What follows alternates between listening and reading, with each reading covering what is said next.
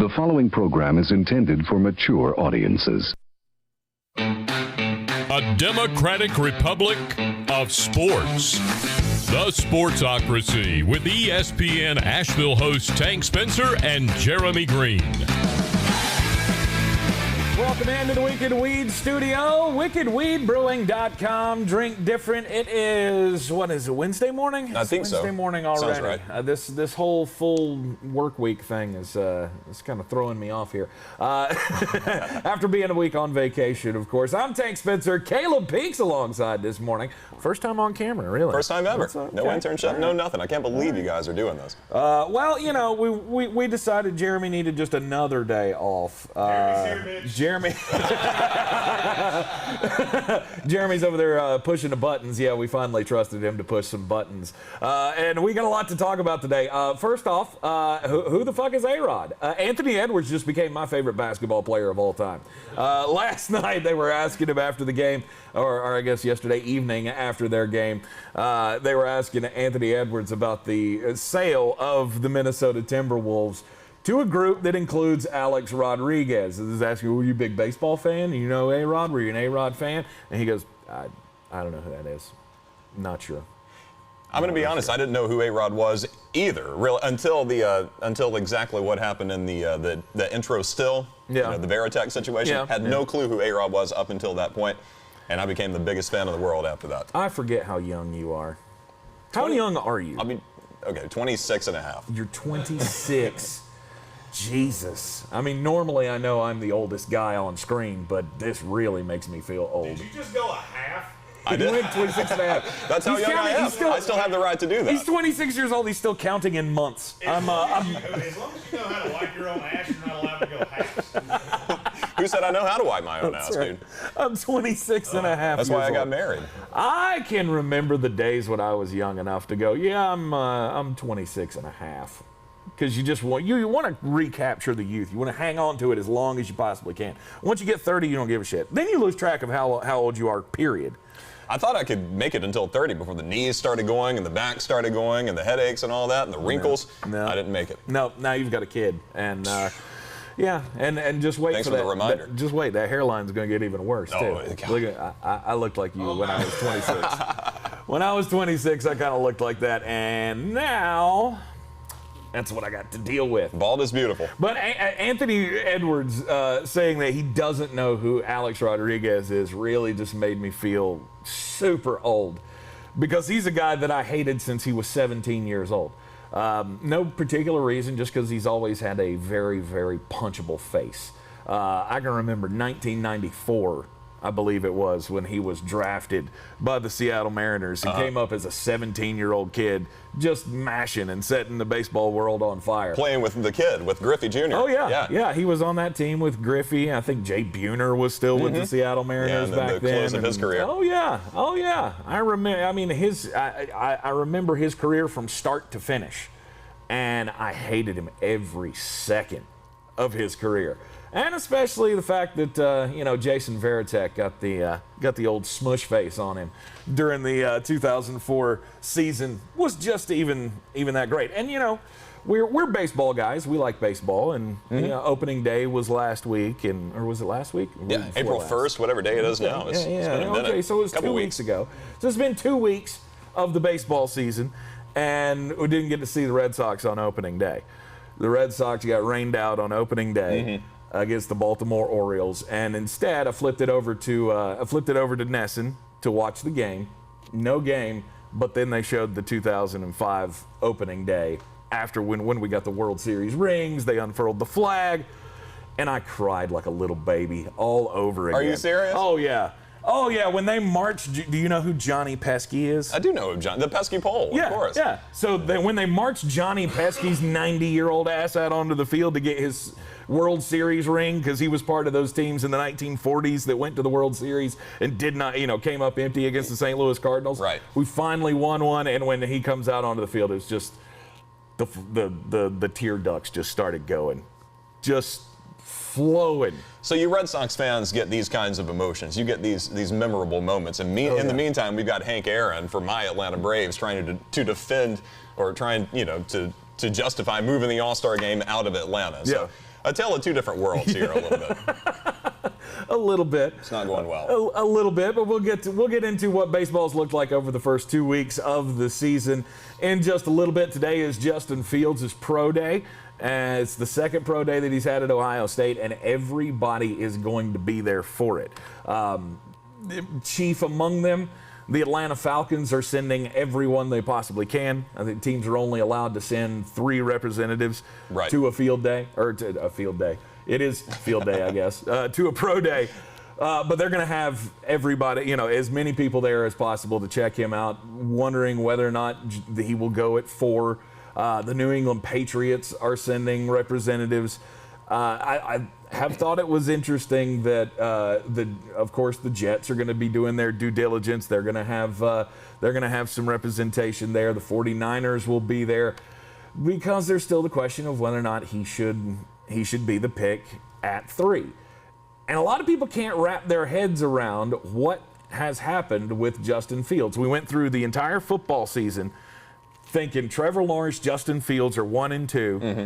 Some people had them interchanged with Justin being 1, Trevor being 2. Those people are friggin' idiots.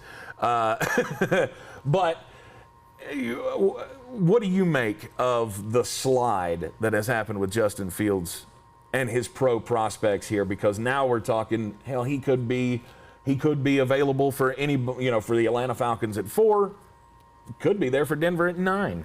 And to me, it's not so much of the Justin Fields slide as it is the factoring in of Zach Wilson's rise.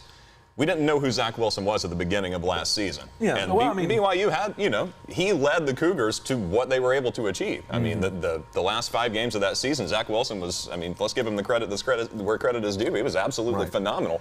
Justin Fields, with Ohio State being limited the way that they were, we didn't get to see Justin live up to his potential. I know the kid is great. His tape shows that he is great, but I didn't see enough of him to really be able to count on him as a solid 2 pick or even a 3 pick. So that's why I think 4 is such a great spot. Jeremy's been on it for the entire offseason, how great of a fit that Justin Fields would be in Atlanta because of the Matt Ryan situation. Yeah. And I think if Fields there's no way he makes it to 9. There's no way that he lasts until 9. I don't know where he's going to end up falling. I don't think Atlanta is going to go with Justin Fields at 4. I've said I don't think that they have a trade partner at 4. They'll be able to move out just because the price would be so high for anybody to move up there. I don't know. To me, it's just funny how, Justin Fields had the game that he had against Clemson, and Trevor Lawrence had the game that he had against Ohio State. Right. And now and now the talk is Justin Fields is falling, Trevor Lawrence. And I get it. It's not just a 1-game snapshot. You're not just going to rely on the outcome of 1 game to show you who's going to have the best pro prospects. But it is rather funny to me that everybody's, locked in on Trevor Lawrence at the top, which they should be. Anybody who says that, Trevor Lawrence is not the number 1 pick is just trying to make headlines at this point. But Justin Fields falling possibly this far is insane to me. Well, I'm listening to what Keyshawn, J. Will, and Zubin on ESPN Radio this morning coming in, and they had a disagreement. I forget which one is, but one likes Trevor Lawrence over Justin Fields, and the other one vice versa. Mm-hmm. And for me, the talent is so similar. They're 2 different types of quarterbacks, though, and it's all about it's all about fitting into the right system.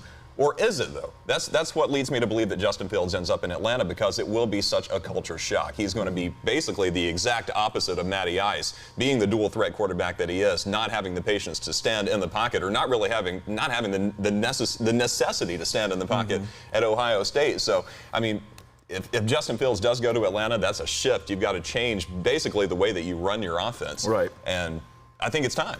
Well, Justin Fields, he'll have his pro day today. Everybody will get a look at him. I am curious, though, to see if the narrative changes. Like, if he puts on a great show today, if we start hearing more and more about a team falling in love with him. And then again, you have to, like Jeremy likes to say, you got to trace the information from where it's coming from.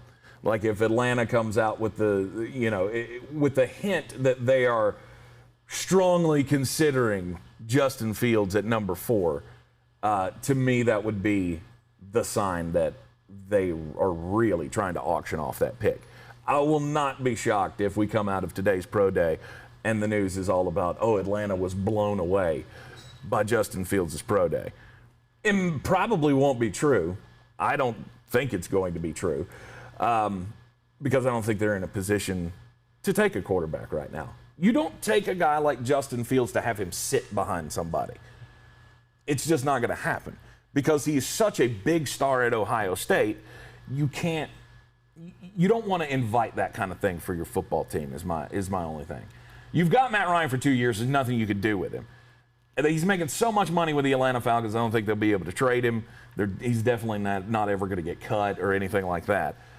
Why would you bring Justin Fields in to have a quarterback controversy for 2 years? It doesn't make sense for the Atlanta Falcons. Just the same way that I heard Mike Tannenbaum talking about Justin Fields would be the right pick at 8 for the Carolina Panthers.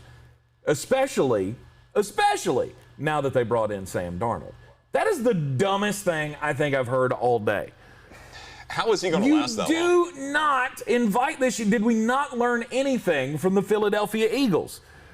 When you have Carson Wentz and Jalen Hurts, who was not even anywhere close to being a prospect as highly rated or highly thought of as Justin Fields, they brought him in and they had an immediate quarterback controversy when things didn't go right for Carson Wentz. Why would any team, any franchise do that to themselves by bringing in Justin Fields to sit behind Sam Darnold for a year? It makes absolutely no sense to me. And if you're Carolina, you can't count on Justin Fields being there. You cannot base your first-round success around taking Justin Fields at 8 because, I mean, it's well under 50% that he even lasts to that point. But I think the field does get markedly thinner as far as the sweepstakes for Justin Fields after today, after this pro day. I mean, like you said, San Francisco, New England, Miami, Atlanta, of course, the list goes on and on and on for teams that have sent reps to check out Justin Fields. And so much of that is because of the unknowns. I mean, we've seen what the kid can do on tape, but this is a different ballgame now. When you get to the NFL, you've got to be able to show a completely different skill set and a completely different mental ability. Right. And today we're going to find out one way or the other. The proof is in the pudding. And I mean, at the end of the day, I could see a path where only 2 teams really remain on the radar for Justin Fields, Atlanta and or Miami. Miami's not going with a quarterback. Those are your 4 and 5 picks. Miami's not doing a quarterback. Miami's all sold on Tua. You're not going to get me on the bandwagon of Miami would even think about taking a quarterback at this stage. You know, there was all the talk about them possibly getting Deshaun Watson. That's a different story. There you're in the market, you're getting a proven commodity. You know he's a guy that's going to come in and make an immediate impact on your team. You're not trading up Tua after 1 year because that's what you would have to do. Again, you don't bring on this kind of controversy to your team. And there are only a couple of teams that don't have a situation like this. And that's the Denver Broncos, the New England Patriots, the Chicago Bears. I would even go as a stretch to say probably the Washington football team wouldn't have too much of a, it wouldn't be that big of a controversy. To draft a 3rd quarterback. I mean, if there's a way that you can get up there and get him and it's not going to cost you too much, go for it. They're too far down in the draft to do that, though. And you can package up Taylor Heineke. I mean, right. He would make a nice little package deal for someone. Right. Throw in a couple of draft picks and, send him out the door. But Panthers offensive coordinator Joe Brady will be in attendance today at Justin Fields' pro day. And I realize that Matt Rule said in his press conference the other day when Sam Darnold was introduced as the new quarterback of the Carolina Panthers that they would still consider taking a quarterback at 8 if that made the most sense for them. If Justin Fields is there at 8, you pass. Hard pass. Don't do it. For Carolina? Absolutely. Because you don't invite that kind of controversy on a young quarterback that you're trying to develop into something. Because, again, Sam Darnold comes out in his first game. Like on the first drive of the season, if he threw an interception, immediate quarterback controversy. Which is fine with me. There's no way. Really? If your quarterback comes out and throws a pick on the first drive of the season, I mean, depending on who your quarterback is, you're not going to say anything to Peyton Manning. You're not going to say anything to Tom Brady. But Sam Darnold is a kid that needs to prove himself. Things did not go well in New York for Sam Darnold. That's exactly the reason why he's no longer a New York Jet. It was a failed experiment. So now you're in Carolina. The kid's obviously talented, but he's got something to prove. But do you think it didn't work with the Jets because of Sam Darnold? See, that's the pass that he gets right now. The pass that he is getting is that it was all because of the coaching. It was Adam Gase. It was, he didn't have any weapons around him. He's getting a big pass on that. Now, I get that his statistics don't look good, and that team was not good with him. Not at all. But he's 24 years old. Mm-hmm. There's still a lot there to work with. He's still a moldable quarterback. Which is why it's good to have someone like Justin Fields around, because you've got two guys in the same age group. They came out of the same era of college football. See, I just don't. You know what I mean? I mean, it's great to think about in like a historic sense of the game. Like, competition is great. Competition makes everything better, right? Right? Yeah, of course. Okay. That's capitalism. The more teams that are competitive, the better it makes it. We were just talking about this with golf this past week. How many great golfers are on the tour right now? The parity. And the competition makes it better. Not in your quarterback room. You don't, because you have such the firestorm that will start on this guy needs to be the guy, this guy needs to be the guy. You're switching back and forth. You're having to answer questions about you're focusing on who's it going to be rather than focusing on your guy and turning him into the guy. Which is where a 17-game season and a 3-week preseason is going to rear its ugly head. This is going to come back to bite some of these teams. Because, all right, so let's go back to 2015 in Carolina. Cam Newton is your clear starter. Derek Anderson, a solid backup, but he's clearly your backup. And you don't have, you don't have that controversy. You don't have the two Rams butting heads. And I don't think it's going to be a dissimilar situation with Sam Darnold or Justin Fields. You have the quarterback battle in the preseason because that's what it's for. You put both of your quarterbacks out there, you let them duke it out, put their numbers out, and see who comes out smelling like a rose and who looks like a bum. I think you have a clear winner at the end of the preseason. Two great talents. One is obviously the starter. The other one is obviously the backup. And I think that's how it goes in Matt Rule's program. Three preseason games is not going to tell you who's going to be good, who's not going to be good. Because as we're going to see with this preseason and the extra 17th game, we're not going to see a lot of the starters play. Right. So if Justin, say Sam Darnold comes out and he takes first team reps in the preseason, he gets what? A drive in the first game, maybe not, I wouldn't even say a quarter in the second game. The third game probably wouldn't even play your starters. Depending on how heated this quarterback battle is. So then Justin Fields comes in and lights it up against the second team, and you're saying that's what you would base it on. Depending on how camp has gone and how workouts have gone, it's a cumulative thing, but it all comes down to how the preseason looks when you're game ready. Here's the thing: Sam Darnold and Justin Fields, to me, we've heard this said. Jeremy said this several times in the run up to this draft, that if Sam Darnold were coming out this year, he would be number 2, no question. He would be the number 2 guy. So you're saying in the same quarterback class, imagine this scenario. You've got two teams. Let's just use the Denver Broncos, for example. Somehow the Denver Broncos end up with the number 2 and the number 4 pick in the draft, and they take 2 quarterbacks. You would invite that onto your team. That's a different situation, though. It's a little bit of a different situation, but Sam Darnold does have a couple of years of experience, 3 years of experience. I get it.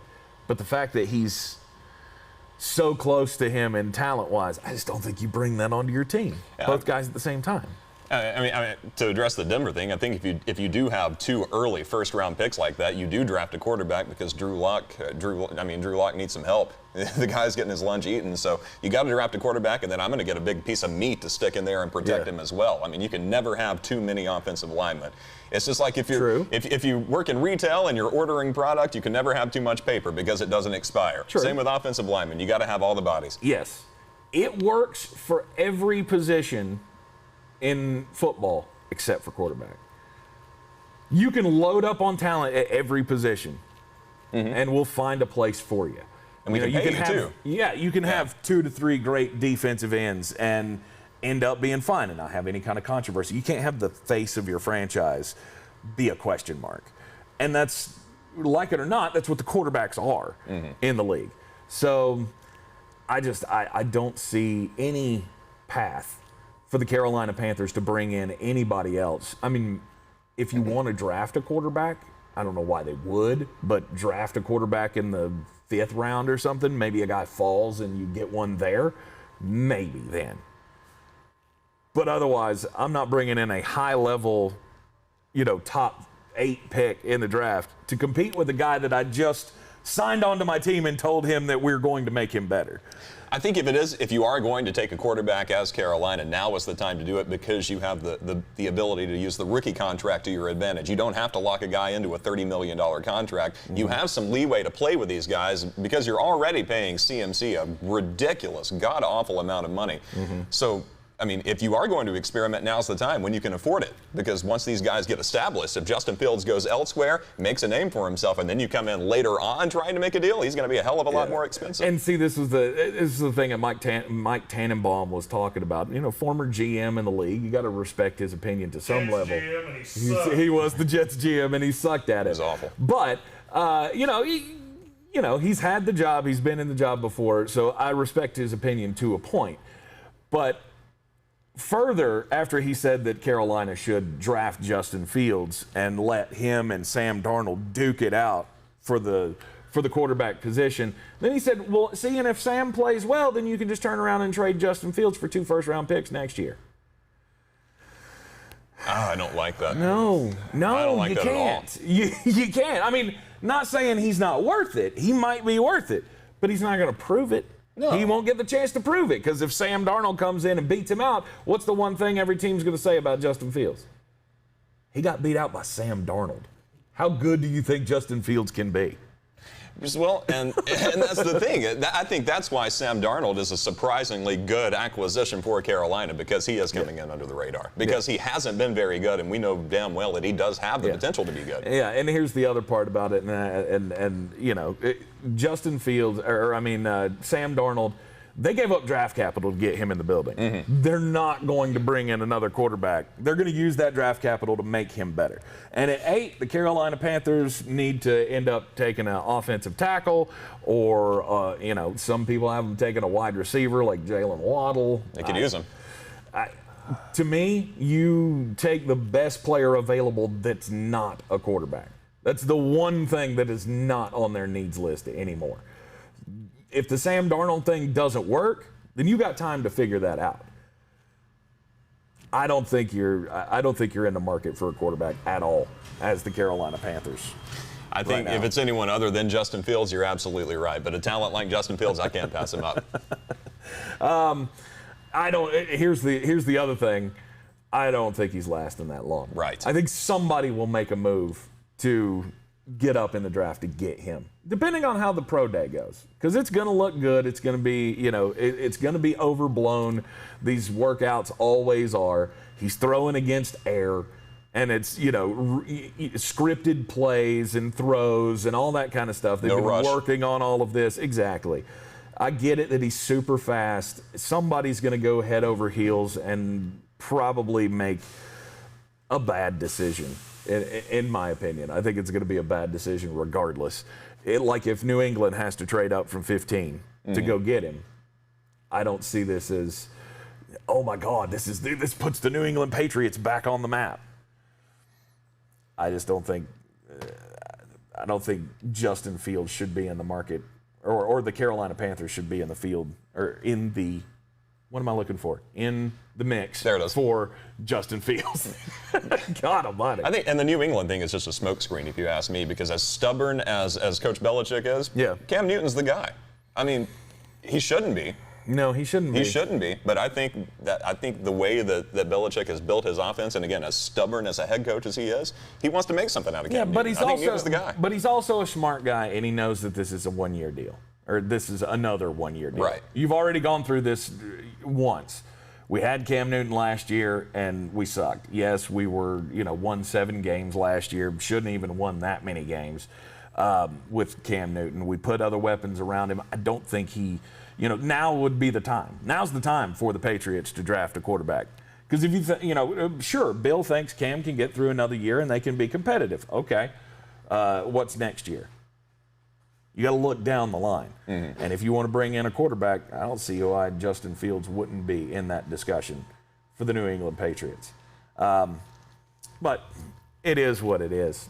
Justin Fields' pro day today, like I said, everybody in the league is going to be all about it, and it's going to be the number one thing that you hear about. We'll probably be talking about all the overreactions to Justin Fields' pro day right here in the Sportsocracy tomorrow morning, live in the Wicked Weed studio. OTAs. We've got two teams that announced yesterday or three teams actually, that announced yesterday that they are not going to be participating in voluntary OTAs. The Denver Broncos and the Seattle Seahawks were the first ones, and then my Tampa Bay Buccaneers last night also announcing that the players had come together, they had taken a vote, they decided not to participate in the voluntary off-season workouts. Now, the Denver Broncos and the Seattle Seahawks, their cases are a little bit different than Tampa's because, the coronavirus protocols and everything were at the center of their decision or the announcement of the decision. Tampa didn't really mention it. They were like, we won a Super Bowl last year with all this virtual OTA stuff. There's no real reason for us to show up. We did such a great job with the virtual program that we don't need it. Now, I don't know how the coaching staff feels about this. I don't know how the front office feels about this. I'm sure they're not real happy. But it also kind of goes back to that. Are all of these necessary? And I think that's the path that the NFL Players Association is trying to take us down, is to try to, of course, get as much for the athletes as possible. And get as much rest time as they can for the players. I mean, if I can still get paid the same and do less, that's what I'm going to do. And that's just the nature of humanity. And the answer to your question is no, it's not necessary. If it were necessary, it would be mandatory. And we can raise all this hell. We can talk about, well, they should be there, and maybe they should, but there's a reason why this is optional. And they're opting out of an optional training camp. So that's reason one. And reason two is if it ain't broke, don't fix it. Obviously, Tampa Bay is onto something. And if a team is confident in their off-season workout regimen, if they feel good about what they're sending their players into, because, I mean, if you're getting ready for for an NFL season, I'm not a veteran. I've never been in the military, but I've heard it, described as boot camp in a way, as getting ready to go to war with your body. Right. And if they're confident enough to send their players through a virtual regimen and it's doing the job, then why not stick with that? You won a title last year. You got a Super Bowl ring through one of the toughest seasons ever in the National Football League. If it ain't broke, don't fix it, Tank. I think it's just excuses. These are just excuses. The players don't want to show up for the OTAs. A lot of the guys don't live in the city, and so they're going to have to come down. They're going, they'll have to stay and do their workouts, and then go back to their homes, for the draft and everything else before the actual preseason kicks in after that. I don't think there's, basically it's just the players saying, you know what, this is a good chance for us not to have to do something. Right. That most of us see as redundant because we're already in the system, we already know the system, and I get, a lot of teams have new coaches, and those coaches are really going to put in their program and go through some reps without balls and shit like that. But in the end, I mean, these guys are professionals, and you don't need it for the star players. It's for the lower level players. Absolutely. That I think, we'll be missing out on something. Guys that just really aren't getting it, are they going to learn enough through virtual programs? It's just like I'm a parent of two kids in the local school system, and we've been doing virtual learning all year long. And I'll be honest with you, it doesn't help the children. They need the one-on-one learning. They need the face-to-face learning to be able to get it. And I get it. It's completely different. I'm not trying to compare football players to children and their mentalities and all that kind of stuff. What I'm saying is, I find it much easier to learn face-to-face than I do over a Zoom call or something. I mean, hell, last year we had Rob Gronkowski taping his workouts and then sending them into the team. Like, yeah, see, I did it. And that's the way he got out of doing extra exercise, was just to record him doing one and then just keep sending the same tape over and he got another Super Bowl ring out of it. Right. It's unbelievable. But I mean, again, there's the example of a star player who frankly doesn't need the work. I think it's the lower level guys. And Jeremy said something before the show started that I absolutely agree with. It's every time we get into one of these conversations, the league goes with the stars. What's best for the star players is generally how this goes. You know, when they're talking about pay in the CBAs and stuff, it tends to go how the stars want it to go. Because every other guy in the league wants to be a star, and they want to be able to say, yeah, when I get my money, I want to be able to, you know, enjoy the fruits of what we're giving these guys now. Yeah, and who are your stars in the league? If you think about it, these are your leaders. I mean, these are your mayors. These are your governors. These are obviously they're not Roger Goodell, but they're leading your individual delegation. And it all comes back to what you said just a few minutes ago about being a professional. There is no off season for these guys once you get to this level. Once the season ends, you're not as gung-ho, you're not hard in the paint as you were during the playoffs, but you're still working out, you're still running, you're still keeping your cardio up and keeping your body in shape. During this time of year, I think it comes down to, you want to use the school analogy, you have your classroom setting, but then you also have your one-on-one time with your tutor or with your instructor. I think individual player development is what's key right now. That's why these training camps are optional, because if you want to come work out with a team, if it helps you develop and grow as a young player, absolutely come do that.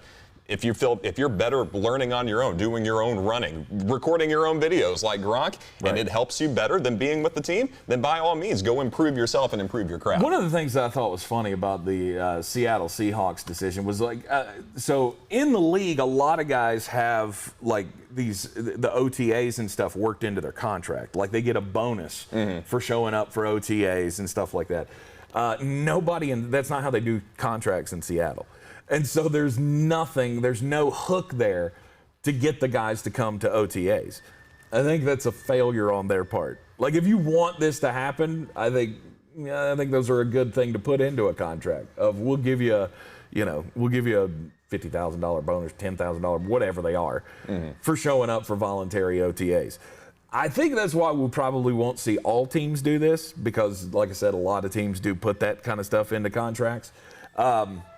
But I was reading that article about Seattle and it said only one player who was actually traded to Seattle, he's the only one on the team that had that little incentive the OTA in his rider. Contract to attend OTAs. So it's not going to hurt them money-wise, all these players for missing out.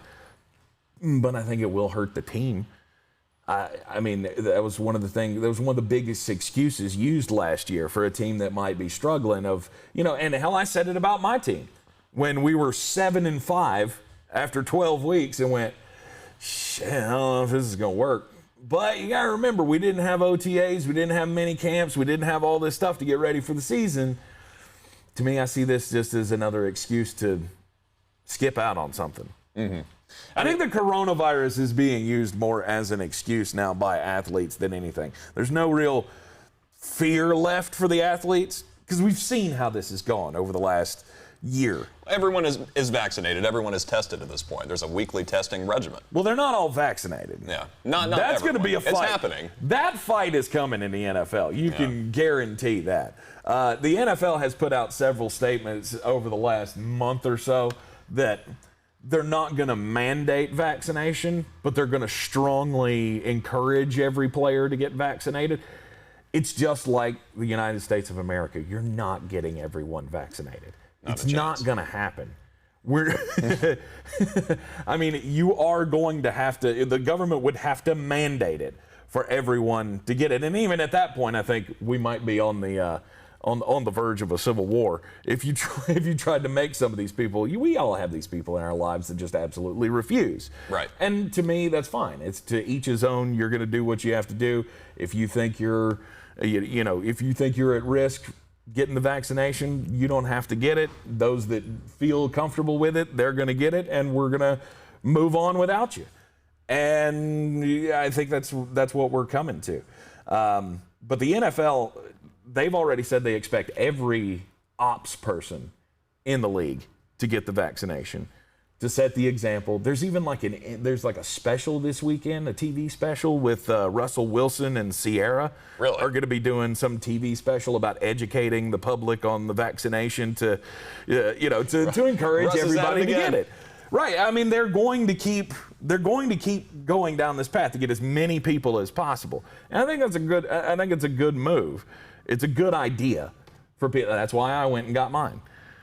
Because of Russell Wilson? No, not because of Russell Wilson. He's an influential guy. No, not because of Russell Wilson, just because I don't think first off, I haven't worried about getting the coronavirus to begin with. I'm not going to worry about what the vaccine could possibly do to me. I'm just not scared. It's not going to change your genes. Yeah, exactly. You have to change your genes, Tank. Yeah. The vaccine's not going to do that for you. No. But I'm not worried about the internal chip, the 5G, all of that stuff. I already have that stuff on my phone. And if you want to put it in my body, maybe it's going to lead me to being able to get internal Wi-Fi or something. I'd like to be able to jump over tall buildings with a single bound. Bring it on. When my dad went and got his vaccine, the doctor that gave it to him, he asked him if he said, "Hey, you giving me the one that's got all the 5G and the microchips and stuff?" And then the doc just gave him "Yeah, I got you hooked up. We're gonna hook you up with this." But I mean, it's gonna become it's becoming such a thing that now, hell, in Buffalo, we've had this story now with the Buffalo Bills are going to be requiring vaccination proof for people who want to come to football games. And I'll be honest with you, I don't care. Not even a little bit. Who was it? The page flipped on me. Rachel name? Bush. Rachel Bush. Jordan I don't even Poyer know is who ball Rachel and Bush chain. is, but I'm glad I know who she is now, and I'm glad I do. I know what she looks Rachel like. Bush is the wife of Jordan Poyer of the Buffalo Bills, and she is very upset that they are going to be requiring vaccinations because she refuses to get the vaccine. And she says, I'd love to be able to bring my daughter to a game, but, kids don't get the vaccine. And so how is that going to work?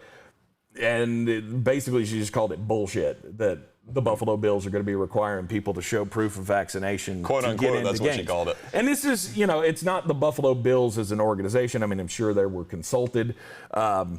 But it's going to be, it's for their area. That's the local rule. If you want to go to a Bills game or a Sabres game, you have to show your proof of vaccination to be able to get in the door. And I'll be honest with you, I would, if I own the place, I'm doing it too. I'm going to require you to show me that you've been vaccinated to get in my door. It's just the risk that I would take if someone was able to trace back an outbreak to me and the lawsuits that I would get. I'm going to require you to.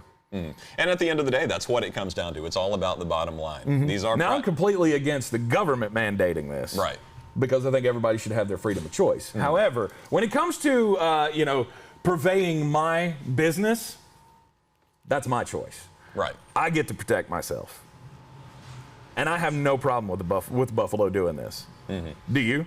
Well, and like you said, it doesn't really matter if I do or not. I don't. I think this is fine. And obviously, not all leagues or not all teams in the league are going to follow this. I strongly, I doubt that Jerry Jones. Oh, absolutely not. I don't think Jerry's world is going to be locked down like this. Texas and Florida, they're on the new shit. Yeah. Georgia, same way. But it all comes down to the bottom line, just like we were saying. This is a business. These owners are here to make money. By closing the doors to these fans, you're not getting those ticket sales. You're sacrificing those dollars. But then the lawsuits that come in, like you were talking about, if you have a super spreader event and people start dying because you held a football game, and that's actually something that this politician, it's actually not in effect yet, but this Mark Poloncares, I don't know, he's in Erie County. He wants to make it a rule, and he said a little further down somewhere that you do not have the God-given right to go to a football game. Yep. And he's absolutely right if you think about it. It's not in the Constitution that you get to go to an NFL game. Right. So, if it's going to be, and that's how you have to look at it. Maybe some of these owners care about the physical well-being of their patrons, but it all comes down to how much money can you make me this year. And if your patron's well-being is going to make you more money, then I guess you better care about them a little bit. It all boils down to the bottom line. And as a guy who believes in the free market, capitalism is your friend, in my belief.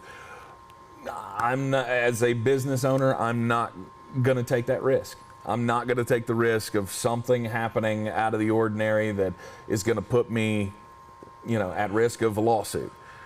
And I'm completely fine with it. What's this? A super spreader? Might as well have said Sasquatch. Super spreaders and Sasquatch. Oh yeah. Sasquatch. Have you found him yet? Nope, they found a super spreader. You said you were going to let me Jeremy know. says he shouldn't be in the building when we talk because he wants to yell. He wants to yell a lot of things. I'm sure you do. That's why I brought up this conversation when you don't have a microphone, so you can't yell. There's 2 liberals on my screen. I need to go There's old Ronald Reagan. Ronnie, I'm a libertarian. Thank you very much. You haven't here's the seen thing. any of those I put on the screen. I haven't seen anything you put on the screen, Put no. his face back up there. Here we go. This is my favorite one. Oh! Holy Yeah, shit. when you took your hat off, I Nikes. threw this one up there. Nice. Bald is beautiful. Wait, put that back up there. Will your knuckle fester? Go. Oh, he had to go earthquake. You jerk. You're more of a Big Show kind of body, if you ask me. Yeah, if it wasn't 5'7". I'll take it. Well, I'll take it. But again, I'm not a guy who's scared of the vaccine. I'm not scared of the virus. I went and got my vaccination. I encourage everybody else to do so too. And frankly, just because I want it to be over.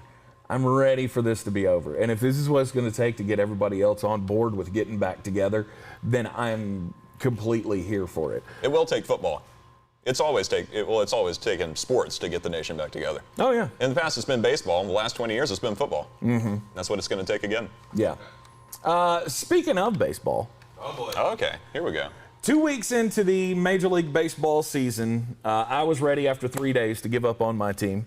But now they have rolled off 7 straight wins, and the Boston Red Sox became the first team since 1991, and the Seattle Mariners did it, to lose at least 3 games to begin the season and then win at least 7 games over the next stretch. What has been the most exciting part of the first 2 weeks of the baseball season for you? It's the runs. The Red Sox aren't the only ones that are suffering this. They're not suffering. Atlanta is suffering because of this game of runs. Usually we talk about the game of runs in basketball. You know, how one team will go on a five-point run and then another team will score 10 in a row. That's how it's gone over the first month of the MLB season. In the AL East, it's been exactly the opposite of what I predicted. On the Sports Tank, you know, we did the preseason rundown on the radio show. I had the Red Sox in the cellar, just like everyone else in the world. The Yankees on the top and Rays in second place in the AL East. And it's exactly inverted because the Red Sox, I don't know what's happened. It must be something in the water in Boston. The 3-game skid and then 7 in a row to start. The Yankees, meanwhile, actually, it's a 4-team tie for second place in the AL East, which is just absurd. I think Trey Mancini has a lot to do with how well the Orioles have done. Absolutely. His return has sparked a revival. Yeah, and his return, his story, the return from cancer and everything has just been, it's been like a spark plug. And the kid's playing like he's got a new lease on life, as he should. And, everything will come back to the mean. I'm pretty sure at the end of the season, we're going to end up seeing the Yankees at the top of this division. The Rays will be in second. It's a long season. The Red Sox will be there in third or fourth. Toronto's going to be up there as well. I mean, it's just way too early in the season to make any kind of sweeping declarations. Yeah, and with the Blue Jays, I mean, you had George Springer not having him at the start of the season. It's going to the IL for the 10-day IL surprisingly before the season got underway. That really set Toronto back a bit because you're missing a big bat and you're missing a Gold Glove in your outfield as well. So 5-6, not a terrible start for Toronto to not have George Springer. I thought they would be a 10-win team by now with Springer on the roster. And then the thing about the Yankees is you've got there was a great article about this on ESPN yesterday. You've got Garrett Cole and then 4 other question marks. I mean, New York, the Yankees are still in the process of nailing down their starting 5. This should have been done 3 weeks ago. This should have been done a week out of the season. You should have had an idea of who your starting 5 are going to be. Right. Garrett Cole can't do it all. He can only pitch once every 5 outings.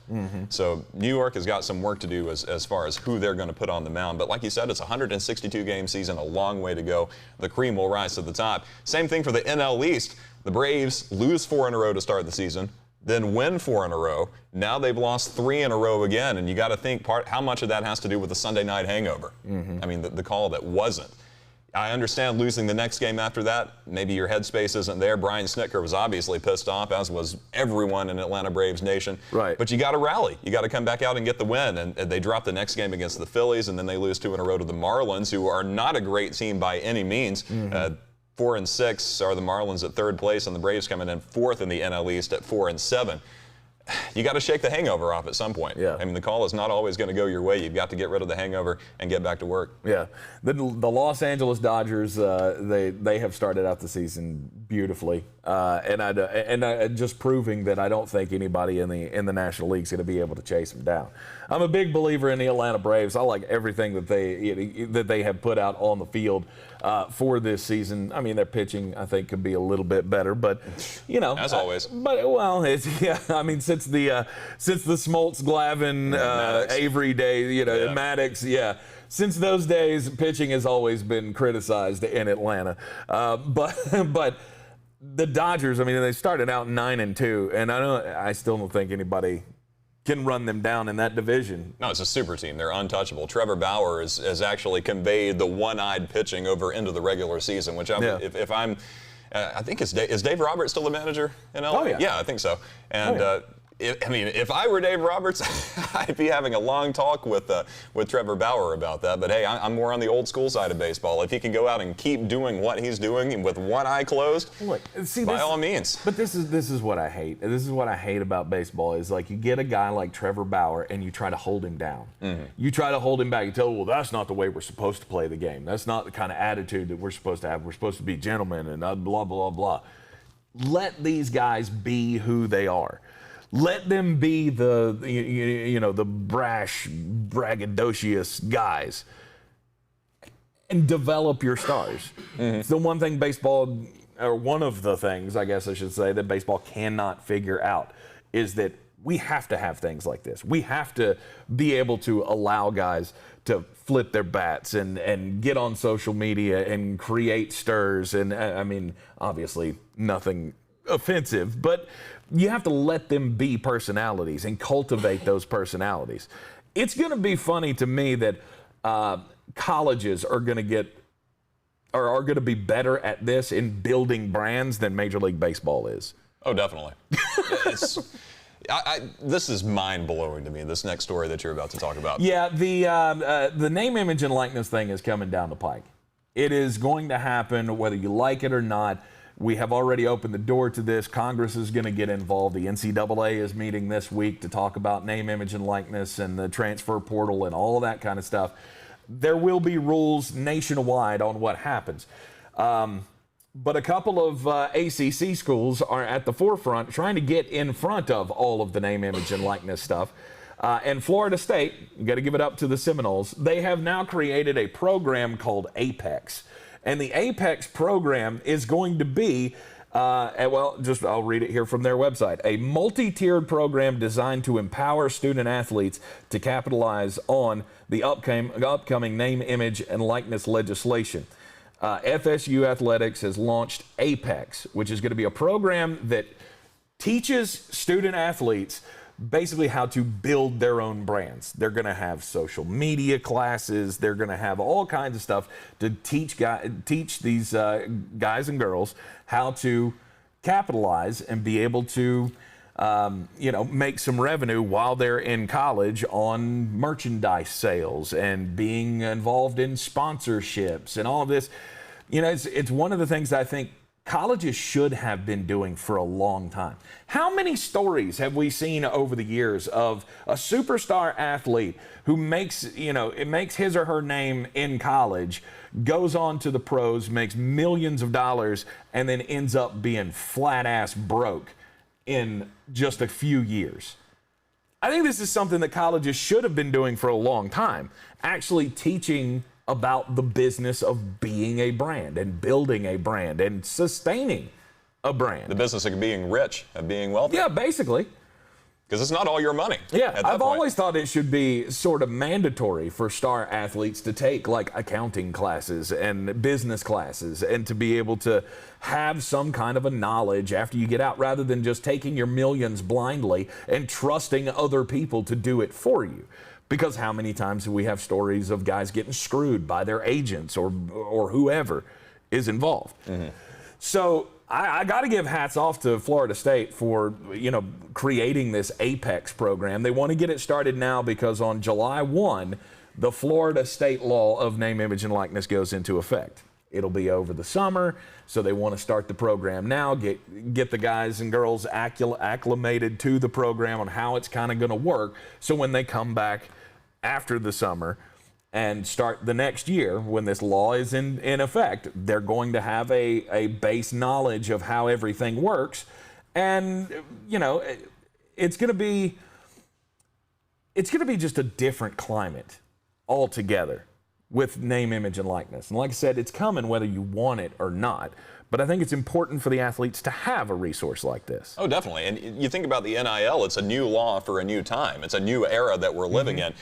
Simply through the fact that you can monetize who you are. That's what you are on social media. It's a personal brand. And that's something that's never been able to be sold in the past like it can be now. Everyone has a marketing service at their fingertips, in their pocket. And you can make a ridiculous amount of money off of this. I mean, it's stupid once you get into the hundreds of thousands and even into the millions and tens of millions of followers. The amount of money coming in can be astronomical. I mean, and that's apart from any kind of professional contract you may have. I mean, the NIL, it breaks it down by sponsorship and there's 3 other categories as far as revenue, jersey sales and things like that. Oh, yeah. You can break it down percentage-wise, but far and away, like Jeremy and I were talking this morning, the vast majority of this revenue is going to come from the social media, from the self-branding. And I think a lot of these athletes are going to be kind of disappointed to find out that that's the only way that they can make significant money. Unless you're a superstar athlete, you're really not going to be bringing in the jersey revenue. You're not going to be bringing in all the appearances and the commercials and endorsements and things for the most part. And so I think it's going to be a wake-up call for a lot of kids who maybe aren't the athlete that they thought they were, or that their parents thought they were. Well, and I also think this could be a good tool for guys who get too big of a head. Like, they start thinking they're the top shit, they might be the 3rd best player on their team. Let's use the Florida State basketball program, for example. And I'm going to say Balsa Kabricheva. That guy, nice. But he's not going to be a huge superstar in America. I mean, he may be elsewhere, but I don't see him ever becoming a big, multi-million-dollar guy who can make a whole shitload of money. Maybe at some point he thinks that he's a little bigger than his britches, and he gets into this business of trying to sell sponsorships and stuff, and he's going to find out exactly how marketable he is. And it might help some of these. Jeremy's over there saying he's super marketable. I get it. Oh, I know. He's I from get Borad's homeland? I get that he's from a different country and then he's going to be super marketable over there. But what I'm talking about is over here in America. That it might actually help some of these guys realize that I'm not the big shit that I thought I was, and that making the jump to the pros may not be necessary right now, especially if I'm making okay money at this point. And then jumping to the next level, maybe it'll delay that decision for some of these guys who jump way too early. And then kind of on the converse of your point about being in America, it can also help you go global. Absolutely. You can, with this foreign guy, I can't even pronounce his name. So Balsa Kabricheva. That guy. Wherever it is he's from, his social media followers you better believe they're going to count here in America. If they keep racking up, as long as they're hitting the like button and the subscribe button, like you should do as well, right here on the Sportsocracy. Nice. It counts, and that's going to be you can earn real live American dollars for somebody following you in Kazakhstan. And I mean, so that's going to be a big realization as well for these kids. I love how people keep bringing up, we're just basically talking about the superstars here being able to make all of the money. Yes, we are. That's always been the hook here, is that the guys who are marketable can't make any money off of their names. I don't give a shit about the 3rd left tackle for Alabama. I don't care what he makes off of this. This has always been the cream of the crop, is worth a lot of money to sports or to college sports, and they need to be able to get some of that, a piece of that pie. whether it be, through selling autographs or, getting into local commercials or even national brands, whatever it may be. There needs to be an opportunity for them to do that and to be able to capitalize and frankly stop getting themselves and everybody else in so much damn trouble with the NCAA for, just wanting a piece of the action. I never saw a problem with them wanting a piece of the action. And I understand it's going to cause a whole bunch of different legislative issues for the NCAA, and I get it. But this is just, it's the nature of the beast. When you have a billion-dollar business or multi-billion-dollar business, you can't just be given, a pittance to those who are actually doing the work. Yeah, I mean, fair is fair at the end of the day. And personal opinion time, for too long, college sports have been treated like a work-study program.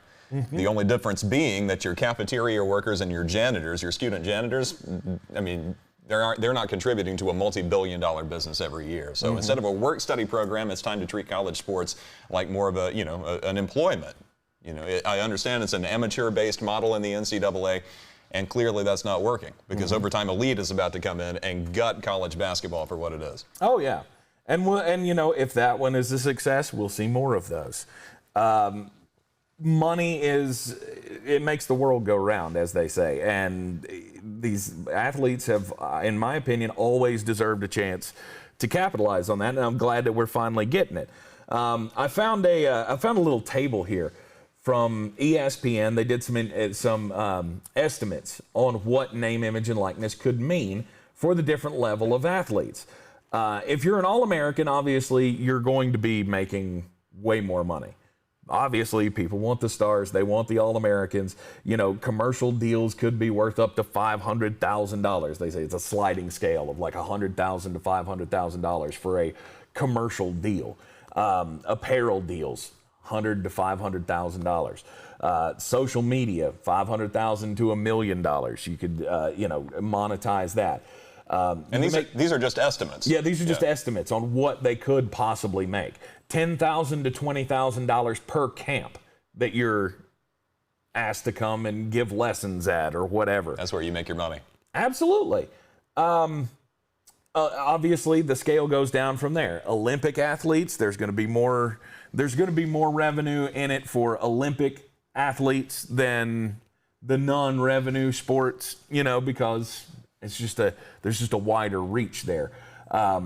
But obviously it goes down to like $1,000 for a commercial deal, $1,000 to $15,000, and on and on and on. To do your local Ford dealership. Right, or exactly. Whatever. If you're a random athlete in a revenue sport, you might be able to make, $10,000 on a commercial deal or something, make $10,000 for a camp, anything like that. I could have used $10,000 when I was in school. Absolutely. That's a ton of money for a college student. Absolutely. And is it going to be the thing that, keeps a guy in school forever and keep him from going pro if he's going to make millions of dollars at the next level? No. But it's also going to help some guys who might think, well, money's tight. I got to make the jump now to cash in. It might make them think twice about moving on. That's just kind of my take on it.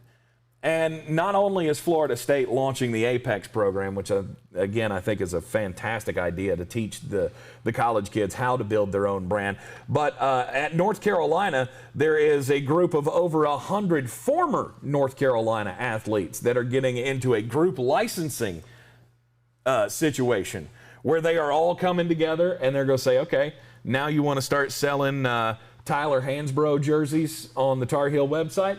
Tyler's going to get a cut of that. As he should. Absolutely. And the names that are thrown into this new, they're calling it the Brander Group.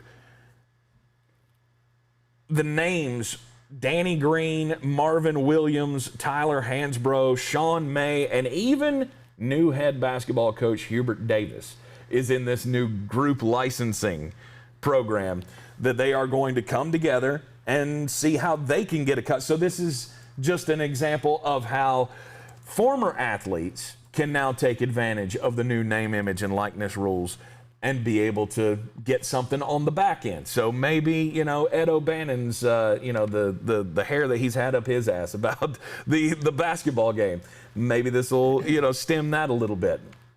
I think it's a way for everybody to get their piece. And again, I'm all here for it. Yeah, I mean, you look at Hubert Davis and the contract he just signed. I think it was yesterday morning. Yeah. He's going to peak at $2 million. That's after salary. That's after endorsements. That's after everything that goes into his contract is factored in. Mm-hmm. Hubert Davis, new head coach in the premier job in college basketball at North Carolina, pulling in $2 million a year. That's $6 million less than John Calipari annually. Right. So if I'm Hubert Davis and I have that leverage and I'm in that seat of power, you better believe I'm going to try to capitalize on that as much as I possibly can, especially when I've gotten shafted on my initial contract. Mm-hmm. You know what I mean? I'm sure John Calipari absolutely is going to do the same thing once Kentucky gets gets their ducks in a row, or the federal order comes down. I think that's going to happen first. It'll be a national order before all 50 states get their patchwork in. Right. I mean, we're only seeing the beginning. Florida, North Carolina, only 48 states to go, honestly. Mm-hmm. And there's going to be a market for everybody at every school. That's the thing. You're always going to have a local market, no matter what school you're in. I think opening the door for even local guys. I mean, the best player at UNC Asheville might end up being able to get some kind of a sponsorship deal with, I don't know, Wicked Weed Brewing.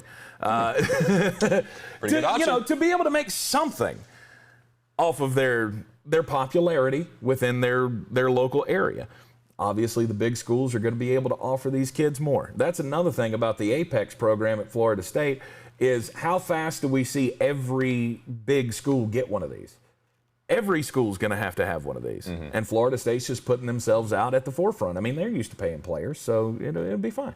Essentially what it is, it sounds like this Apex program is basically a legal agency, is pretty much what what we're talking about. They're not going to be brokering deals. They're not going to be doing that, but they will be a guide. Mm-hmm. Now, some would say if you think they're not going to be brokering deals for these players, then, you wait for the NCAA to get on that scandal. Just like those UNC math tutors were only tutors. Yeah, right? exactly. They were just there to help. Somebody in the Apex program at Florida State, starts brokering deals for players. I think that's where the NCAA is going to have a major problem. But there again, maybe not. Maybe it's maybe they will have some kind of leeway. We won't know until the rules are actually established. But again, this is just another example of it's coming, and you need to get used to the idea that we're going to have basketball players and football players and baseball players out there with their what do you call it, screen name on their jersey. Nameplate. Right. Yeah. Right. Or, like the it'll say and like all that. at Sports Tank ESPN on the back of the jersey. How much do I have to pay for that? How much would we have to pay somebody to put our at the Sportsocracy on the back of their jerseys? Can we get in on that? I think we should. I think we should go down that path.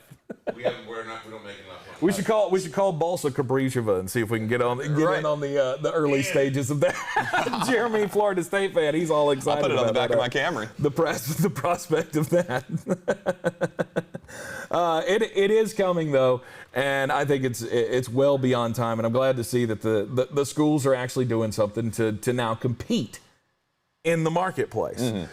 Because if a school, if you're going between schools and you're trying to pick between Florida State and Georgia, and Florida State has this ready-made NIL program pipeline that they've been teaching guys, and they've had great success in turning everybody into major brands on their own.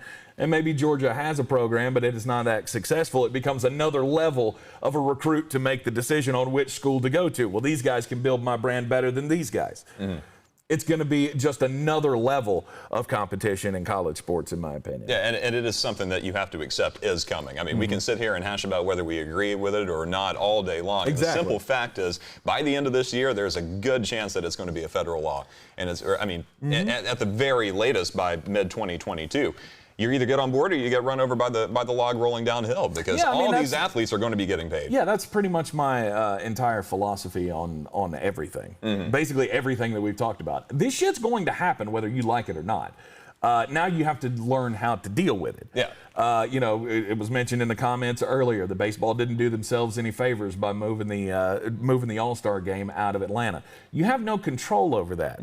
There's nothing that you can do. Now, if you want to go and make the decision of whether to boycott the sport or whatever, that's your decision to make. But like it or not, these are businesses that are going to make decisions that are best for them. Like the Buffalo Bills and their vaccine protocols that they're going to require everybody to show proof of vaccine. Okay, it's up to you to make the decision now, and you got to weigh, is it worth it or is it not? And what it all comes down to is the fact that we're living in a highly experimental time. I mean, I know we don't talk politics or anything, but you look at the elections that have happened. It's highly experimental. We haven't seen anything like this. We're going to try something new and see what happens. Same thing with the NIL. The NCAA has been the same for over 60, pushing 70 years now without any kind of change to their regulations as to how they do business. Right. It's time to push the envelope. Put something out there. Let's see what happens. It either works or it doesn't. And if it does work, then we've got a model to build toward the future. And that's, that's the only sell that I need on that. Progress. I'm Tank Spencer. He's Caleb Peak. We are live in the Wicked Weed studio. WickedWeedBrewing.com. Drink different. Don't forget to follow, like, and share the Sportsocracy on all of the social medias. Be sure to like and subscribe to this here YouTube channel so you know when all of our content comes out. We are continuing to roll on with the 3-round mock drafts for every individual team ahead of when was it? The April 29th NFL draft. Right. It's coming up. It's coming up in 15 days, and we'll be live right here for every pick of it in the Wicked Weed studio. So be sure to check out all the prep content that we're getting you ready for, and then of course the live 3-day show that we will be doing here in the Wicked Weed studio. We'll be on ESPN Asheville this afternoon, 92.9 FM, 880 AM, and 1400 with the Sports Tank with Jeremy Greene, 3 o'clock every weekday afternoon on ESPN Asheville, heard everywhere on the iHeartRadio app. Back here tomorrow morning at 9 a.m. in the Sportsocracy.